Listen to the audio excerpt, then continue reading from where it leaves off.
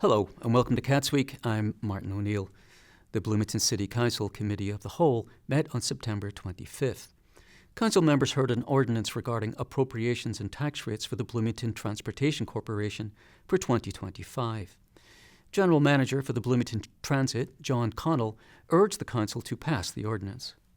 I'm respectfully requesting adoption of this appropriation ordinance for the Bloomington Public Transportation Corporation for the 2025 budget. There were no changes made to the 2025 budget since the August meeting. The total for the 2025 budget is $32,632,634 with a proposed tax levy of 0.0403. Councilmember Matt Flaherty asked how Bloomington Transit plans on improving the bus stops in the city. Connell discussed BT's strategies for more accessible bus stops over the next several years. One question that I either don't recall seeing a lot of information on in the presentation, and I didn't remember to ask about when you were here previously, is just what Bloomington Transit's overall planning and capital plan for lack of a better term is for thinking about covering bus stops. So I know it's been a goal, and I know there's been some work with ESD over time to advance some of those. And can you just speak a little bit more about that? Like, are we approaching that holistically or in a systematic way? Yeah, so we currently have a 3-year plan for bus stop improvements in excess of $200,000 for each year for 3 years. 2024 is the first year. We have received bids for new shelters and other amenities, signage, wayside signage. So over a 3-year period, we hope to invest over $600,000 to improve accessibility at bus stops. And that's maybe like 5 to 10 a year, or a little more than that, 10 to 20. Like I've heard various figures of. It's gonna vary based on the degree of the improvements at each shelter. Some may be a simple replacement of an older, they're like 1980s style boxy shelters. It's part of our rebranding effort, but more importantly, it's to provide greater convenience and comfort for the passengers. Mm-hmm. So at the busier bus stops, you're going to see a significant investment in the amenities, as opposed to a rarely used stop may just include signage and a bench. Councilmember Dave Rollo asked whether Bloomington Transit would expand bus services to a new potential county jail site. Connell said that they've been in touch with the Monroe County officials regarding transportation for the possible new jail. My question is regarding a project that's still a ways off, it seems, but hopefully will happen soon, and that is the new correctional facility that the county is considering and the associated facilities with that. It seems that there are a couple of locations. Unfortunately, they're not central locations. There's, it looks like the North Park site may still be in play, I don't know. And the Vernal Pike site might be an option. It doesn't look like Thompson is going to be working. So these are going to require, I think, bus service for those who do not have transportation. Has your board, have you and your board been thinking about this, providing service to the new facility on the periphery of the city? Yes, we've had conversations with representatives from Monroe County. We submitted a proposal that included 3 different fixed route proposals.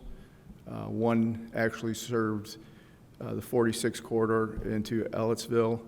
The county officials have come back and they've selected one of those fixed routes, and we're waiting to hear back if they're willing to fund it. And how regular are those routes? If I were needing to take, say from downtown Bloomington, if I were needing to get to the new facility, hourly would I have to wait? Hourly headways. Hourly, okay.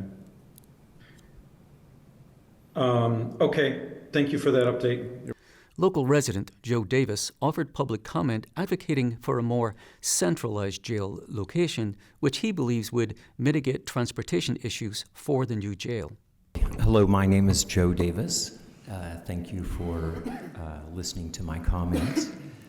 I think that there should be a slight reduction in the amount of money appropriated to the for this transportation budget.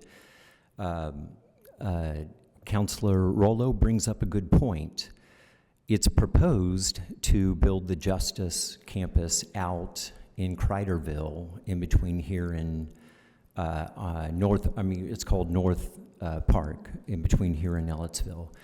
The best location for this gleaming justice beacon is to place it where the proposed expansion of the Monroe County Convention Center is currently slated for. Any expansion should be to the opposite side, to the west, on Monroe County land. Monroe County owns that entire area where the proposed expansion of the convention center is. If we moved the Justice Campus there, we could save a tremendous amount of wear and tear and stress and carbon by keeping the Justice Campus central as it is currently, co-locating the courts, the jail, probation, the other local services that are providing resources to counter recidivism. We can make this a beautiful, gleaming beacon of justice that will attract people from outside who want to see a monument, just like in Washington, D.C., where they take their kids, their grandkids. They want to show off these beautiful, beautiful buildings.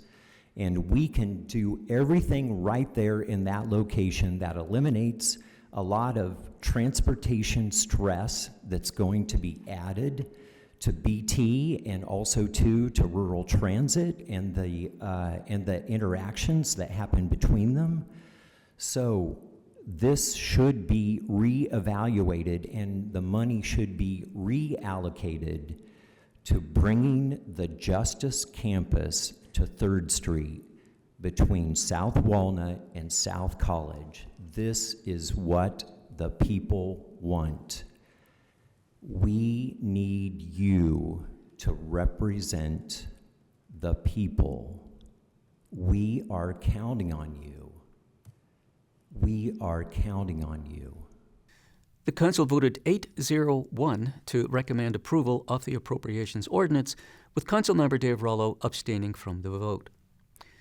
At the Richland Bean Blossom School Board meeting on September 25th, Edgewood Junior High School Councillor Brittany Straw gave an update on the school's therapy dog in training, Barley. Barley began training at the school during the 23-24 school year. And so as I have these interactions, again, I go back to the data to see, this looks great from my perspective. What are the kids really thinking? What are they feeling? And so whenever I was, asking questions and getting feedback about their interactions at regulation break, for instance, I had students that were saying, 86% of the students that I was talking to, which ended up being about 90 kids in total, that they loved having Barley in the building. 91% said that she improved her mood just by seeing her out at regulation break. 52% reported the reduced stress, and 45 of them said that they felt loved once they walked away from Barley's interaction. Next month, Barley is scheduled to take her certification exam to become an official therapy dog. Superintendent Jerry Sanders noted how Barley has been beneficial to the students. There is a purpose to all this. We want to, at school, we're always trying to create an environment where students are going to be able to learn. And we know by research that when they're focused on things that are going on in their lives, they're stressed out about something going on at home or something going on at school, that learning can take a back seat because they're focused on other things. And so Barley helps to like Brittany said, regulate. In other words, get that student focused again on learning and not so focused on their struggles. And so Barley plays a very important role at Edgewood Junior High School. Next, the school board heard proposed amendments to the superintendent's contract. Legal counsel Christine Bartlett discussed the two changes made to the contract. Changes with this amendment. One, we extended the contract for an additional year, so now the contract will terminate June 30th of 2026. And then effective July 1, 2024, so retroactive, the annual salary will be $146,500. And there were no other changes to the contract other than those two. President Dana Kerr and Vice President Jimmy Durnall shared their thoughts about Dr. Jerry Sanders Evers as superintendent. Just like to thank Jerry for all he does for us. It's just amazing what he gets done, and his personality is wonderful, and I just couldn't ask for a better superintendent. Yeah, and I hear from a lot of people in the school corporation and the community that he's the best superintendent around. So best one we've ever had, and I don't know a lot of them we've had, so I can't say, but I say that he is excellent for our school corporation. Our school corporation has gone really far under his guidance, so we really appreciate you. The amendments to the superintendent's contract were approved. During the September 25th meeting of the MCCSC School Board, intern superintendent Dr. Marquet Winston said that a 3D model of the proposed merger of Childs and Templeton Elementary Schools had been completed. The model will help determine the number of students and staff that will be able to fit into each classroom. Board member Brandon Schur asked about isolated redistricting. Dr. Winston said that it has been discussed, but it will not be in the final recommendation. Board member Kathy Fuentes-Rohrer shared Schur's concerns, but said that the merger is a positive opportunity for the students of Childs and Templeton. I share Brandon's concerns about that, but I understand the need to show what people have been talking about. I think that one of the things that came away from some of the things that I heard, and there was certainly there have been a lot of meetings that the board's been a part of to hear, but one of the things that I've heard from some people at least was the fact that cohorts would go together to these different transitions to different schools. Like, if I had all my second graders would be all going from, one school or, become third graders in the next school, so that those friend groups would stay and there'd be a sense of comfort in the people that they knew as they would go from school to school. And the idea of a randomization of that sounds a little bit destabilizing and difficult if it's just every so often we're randomizing who goes to what school. It sounds challenging.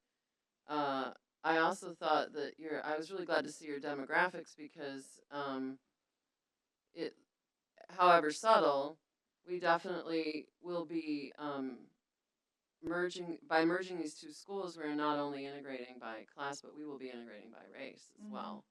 And I think that was an interesting outcome of looking at that. And again, I've said this a lot. I think that there is so much benefit for all people in going to school with folks that are different than you are or from different backgrounds. It's something that I would hope everybody would want for their children because they learn so much from those experiences, from sharing space and learning and social capital or experiences and passion with people who are different than they are. And it gives us those skills and understanding that we want for the citizens of our future, for the kids that go on to be part of our society, that they are accepting and friends with all kinds of people. The next MCCSC School Board meeting will be held on October 22nd. At the Bloomington Board of Public Works meeting on September 24th, the board voted on the renewal of a micro-mobility applications. Transportation Demand Manager Jeffrey Jackson spoke to the board about the alternative transportation companies Bird and Lime. He explained why they are recommending the approval of the application for Bird scooters and denial of the application for Lime scooters. Last year, this board licensed VO, Bird, and Lime provide e-scooter and e-bike services, sit-down scooter as well. VO did not finish their license year. They did not redeploy their vehicles and did not apply or submit an application for this new license term. Lime did submit an application, but they did not meet the city's requirements. Initially, specifically on the one-time license fee and our indemnification requirements. Bird has submitted an application that has met all those requirements, and our updated one-time license fee requirement and per-trip license fee requirements. So staff's recommending that we approve a license to Bird and reject Lime's application. I got an email yesterday from Lee Aaron Foley with Lime accepting our determination, and he wished us the best and thanked us for allowing them to operate in the city in the past. Board member Kyla Cox-Deckard asked if they have had any issues with Bird in the past. Jackson said they had not. I had asked if we had any outstanding issues with Bird, anything that had been unresolved, or any problems that we were looking to resolve ahead of a new renewal of a license. No outstanding issues. They've embraced all of the requirements the city has for issuing the license. They've been operating positively in the last year, providing services, new generation vehicles. And I mentioned yesterday that they had filed for bankruptcy protection in the fourth quarter of 2023. I talked to the city attorney about that, and he said he had been tracking that and that they have reformed and are on fine standing. So they've been very responsive. It's clear to me the other two operators have decided that with three operators, the business model didn't work for them, and Bird has decided to wait it out and have met all the requirements the city has provided to them. Director of Public Works, Adam Wason, shared a public comment from Bloomington resident and Redevelopment Commissioner member Deborah Meyerson, who wrote in an email that she is disappointed that Lime would not be continuing to operate in Bloomington. I'll note just a couple other things. We will have some members of the public that wanted to give some comment. We received one public comment via email. I believe we've shared that with the board, but that was from Deborah Meyerson.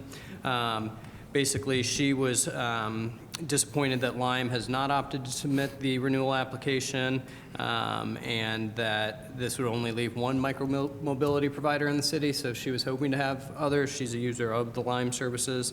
I know Jeff's reached out to her, had some discussion, but did want to make sure that was noted in the public record. She understood that, I'll just read this quote unquote, while I understand that some may view Lime's decision not to meet the city's licensing requirement as a business choice, micromobility serves as a broader purpose beyond company interests. It's about reducing Bloomington's dependence on cars, alleviating congestion, improving air quality, and offering residents and visitors more transportation choices, especially for short trips. So she thinks that is not, just moving to one provider is not positive overall. So just we'll make sure to note that in the public record in the minutes. Also during public comment on the ordinance, Bloomington resident Charles Livingston shared photos of scooters and bikes that he had seen parked in a way that blocked the sidewalk. Livingston expressed concerns on behalf of individuals who use wheelchairs and are being blocked by the incorrect parking of scooters and bikes. For me, I'm lucky. These are just minor inconveniences for me. For my friends who use wheelchairs, Parkinson's, have visually impaired, these are impossible hurdles. The city's policy on these is if somebody in, let's say, a wheelchair meets them, they can file a U report, and within 2 hours, somebody will come and clear the path for them. I guess I get 3 minutes. So if you again approve the license, a year from now, I will be back, just as I've been every year for the past 6 years, showing you blocked sidewalks. This is a decision that the council made, the administration made, and that the sidewalks continue to be blocked like that is a decision that you get to make also. Thank you. Wason responded to Livingston's comment and shared some of the ways that Public Works try to mitigate micro-mobility parking issues. I will just add, Mr. Livingston's still on the meeting, but he and I did have a good, productive conversation this afternoon as well. I know he's very passionate about keeping these sidewalks from being blocked. We're making good progress with that overall. We do have parking and enforcement staff out there issuing fines each month, working with the vendors. He did state this was in June and July during some of the quieter times. I can tell you we've been, I did a scan today just in the regular course of my business, and we had one scooter out of place on Kirkwood this afternoon. The corrals had the scooters where they belong. I think the scooters have had a positive impact. The pictures where you saw that the bikes were kind of blocking the sidewalk right outside of Greetings and such, we've not been seeing that, and that's because of discussions with the providers to not overwhelm those areas. So I think we're having good progress. I do also think that the one provider will be a very good thing in terms of making sure we're getting good compliance with the licensee. I've struggled with scooters since they've come to the city as well, but overall they are a good last mile resource and something that the community does value, even though it does have some impacts at times with the public rights of way. We're going to do everything we can to continue to keep those free and clear, we are going to recommend approval of the one license this evening. Deckard asked Wason how responsive Byrd had been to the city's parking enforcement, and Wason responded.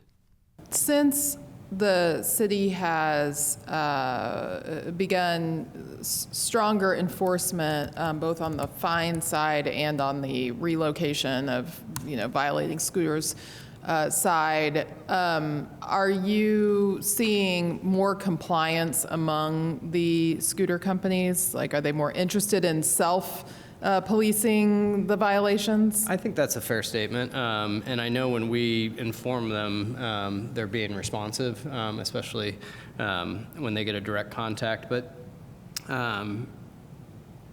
and over the course of 3 years, we've issued 3,000 citations. So, we're seeing them, we're issuing the citations, and the other part about that is when we issue the citation, we've fixed, if our staff issues that citation, we've removed it from being a blocked sidewalk or a blocked pathway as well. So it's been a lot of fines over the years, and in the end, we'll continue doing that and work with the single provider to make sure it's providing the best service for the community. The board voted 3-0 to approve the license for Byrd scooters and bikes and reject the license for Lime. The Ellisville Town Council passed an ordinance for appropriation and tax rates for the 2025 budget at their meeting on September 23rd. The ordinance sets the tax rate to 0.7579%, but Clerk-Treasurer Noelle Connors said it will likely drop after the town gets a levy appeal. Councilmember Dan Swafford expressed concern over increase residents might see in their taxes. Conyers said that in writing the budget, many cuts were made to ensure that the rates wouldn't increase too much. Council President William Ellis responded saying he understood the process, but was worried about the impact on Ellisville residents. Yeah, I don't think anybody's saying we don't need the money. What we're saying is, can the taxpayers afford to pay it? And they're not just an open bank. I mean, we have to cut personnel. What do they have to cut? Ellis said that while it's good for property values to increase, he wondered if the levy appeal would allow the town to accept less so the rate could stay lower. Baker Tilly consultant Payne Sanson responded saying the town is growing at such a rate that they should accept the entire amount if it's provided. I think in your budget, and Noel can correct me if I'm wrong, but you have provided enough justification to show the need for that full amount. Your growth is actually, your net assessed value growth is 18.5%. for 2025, which really means that you have a much larger tax base that you need to provide services to. And the reason why this is, like, in my mind, a win-win situation, because you have that larger tax base, you can spread this $318,000 increase over that larger tax base. That means everybody's paying a little bit less. Sanson said the town has a fully justified need for the entire amount of the appeal, and that they could choose to accept a smaller amount. the Council approved the excess levy appeal petition in a close 3-2 vote. And that's all for CATSweek. Thanks for joining us. For CATS and WFHB, I'm Martin O'Neill.